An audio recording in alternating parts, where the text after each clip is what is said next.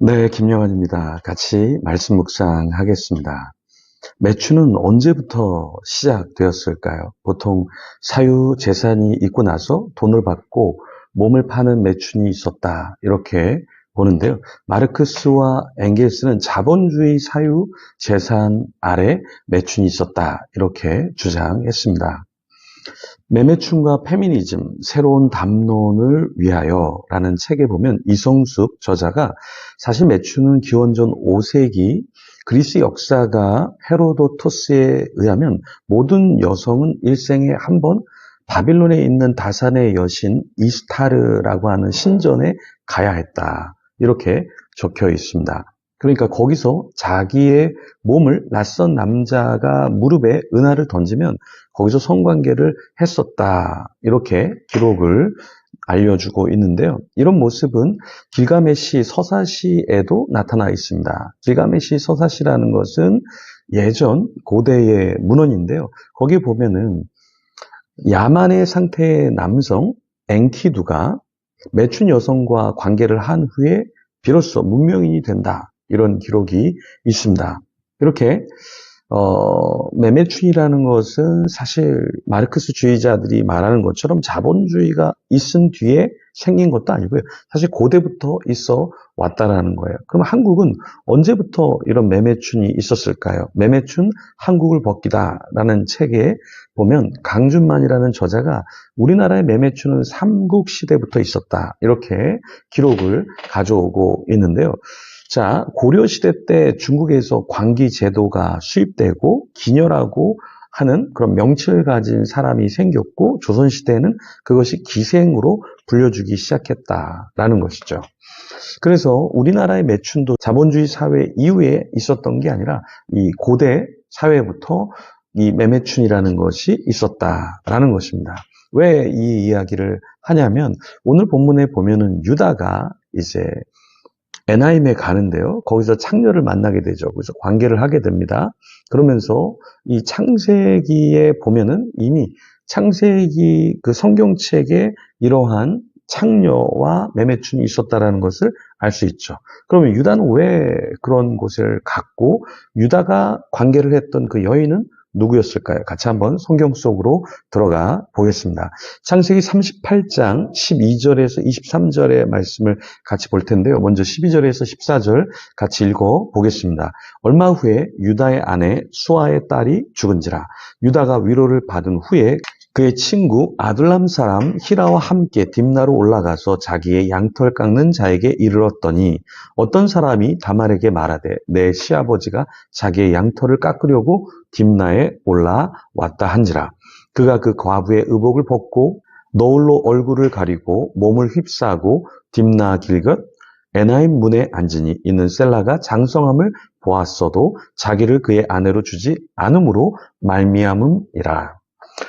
얼마 후에는 언제를 말할까요? 12절에 보면 이 표현이 언제를 말할까요? 유다의 아들 엘과 오난이 죽은 뒤에 얼마 동안 시간이 지난 때를 말합니다. 이제는 그 셋째 아들이 어느 정도 자랐으니까 다말에게 그 아들을 줘야 되는데 사실 그 아들을 주지 않았죠. 유다의 아내 수아의 딸이 죽자 유다는 어디로 갔습니까? 유다의 친구 아둘람 사람 히라와 함께 딥나로 올라갔죠. 거기에 양털 깎는 자에게 도착했다라고 했는데요. 자, 이것은 사실 유다가 자기 아내가 죽은 뒤에 자기의 어떤 관계를 위해서 매춘을 하려고 이렇게 올라간 것을 암시하는 표현이죠. 이때 유다가 자기 양털 깎는 자에게 갔을 때 다말은 어떤 이야기를 들었죠? 누군가 다말에게 이 이야기를 해줬죠. 그래서 다말은 자기의 옷을, 과부의 옷을 벗고 딥나로 갔습니다. 왜 다말은 과부의 옷을 벗고 얼굴을 가리고 몸을 휩싸고 이렇게 다말에게로 갔을까요? 셀라가 장성하면 주겠다고 했는데 그 시기가 지나도 그 아들을 자기에게 남편으로 주지 않았죠. 그래서 자기의 부당함을 당하는 것을 더 이상 찾지 않고 그 시아버지가 어떤 부인이 죽고 매매출을 하려고 했을 때 그 자리에 자신이 가려고 했습니다. 분명히 유다도 문제가 있었고요. 또 여기에 보면 다말도 문제가 있었습니다. 그런데 다말은 자신만 문제가 있는 게 아니라 사실은 유다도 문제가 있음을 알고 유다가 창녀를 만나러 갔을 때 사실은 자기가 변장을 해서 그 아버지와 동침을 하게 되죠. 유다는 다말을 바로 알아차리지 못하고 창녀로 인식했습니다. 왜 그랬냐면 얼굴을 가리웠고 창녀처럼 그렇게 치장을 했겠죠. 그리고 나서 이제 유다는 얼굴을 가린 다말에게 자신이 다말과 관계를 하고 싶다라고 이야기를 합니다. 그랬을 때 다말은 무엇을 주고 자신과 동침할지 이야기를 하는데요. 유다는 무엇을 주겠다고 했습니까? 염소 새끼를 주겠다. 그러니까 짐승 한 마리를 줄게 이렇게 얘기를 했죠. 그런데 다말은 유다에게 무엇을 요청하냐면 염소 새끼를 주기까지 담보물을 달라 이러면서 담보물, 물건을 달라고 이야기를 했습니다. 그래서 도장, 끈, 유다의 손에 있는 지팡이 이 세 가지를 달라고 했습니다.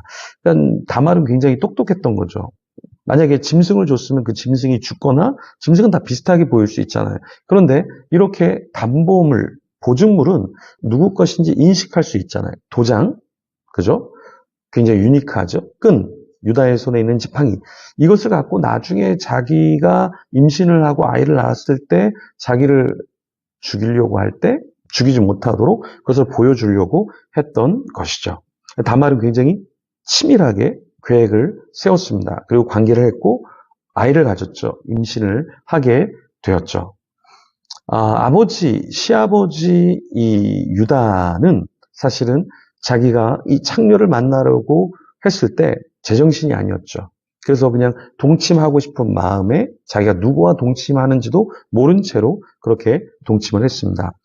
근데 우리가 이 중독에 빠지면 성중독부터 시작해서 각종의 중독에 빠지면 내가 뭘 하고 있는지, 누구랑 뭘 하고 있는지 제정신이 아니죠. 마치 귀신에 쓰인 것처럼 도박을 하고 또 음란해지고 또 탐욕적이 되고 사람들을 제대로 섬기는 게 아니라 그 사람들을 이용해서 내가 뭔가를 누리려고 하는 것.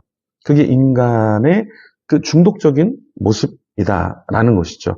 유다는 사실 하나님이 선택한 사람인데 이렇게 살았습니다. 다말도 그 가정에 있는 며느리였지만 자신이 부당함을 당할 때 또 자신이 이제 아이를 낳고 싶은 마음에 시아버지와 동침을 했다라는 것입니다. 이렇게 이 창세기에 이미 창녀와 같은 존재로 타락해버린 며느리, 그리고 그 창녀를 찾아갔던 유다. 네, 이런 모습이 오늘날도 있을 수 있다라는 것입니다. 오늘 중독 사회에서 청년들과 독서 모임을 하면서 이런 얘기를 해요. 여러 가지 이제 중독 중에서 미디어 중독을 끊을 수가 없다. 쉽지 않다. 이런 얘기를 했는데요. 중독은 너무나 많은 종류가 있죠. 근데 그 중독에 우리가 영적으로 정신을 차리지 않으면 나의 영혼과 나의 에너지와 열정과 나의 시간을 다 쏟아붓고 허망해질 수 있다라는 것이죠. 술 중독자는 술을 끊어야 하고요. 그렇죠? 성 중독자는 성적인 타락을 끊어야 하고요. 돈 중독자는 돈에 대해서 그 탐욕의 마음을 끊어야 합니다. 사탄은 우리가 계속해서 뭔가 중독되기를 원해요. 중독될 때 하나님을 섬길 수 없으니까요. 나 자신은 무엇에 중독되어 있는가? 우리 자신을 돌아보면 좋겠습니다. 좀 더 성경을 펴고, 책을 펴고, 성경책을 펴고, 필사하고, 묵상하고, 기도하고, 암송하는 저와 여러분이 되기를 소망합니다. 우리가 중독에서 나와서 자유하고 주님을 섬기도록 같이 기도하며 나아가겠습니다.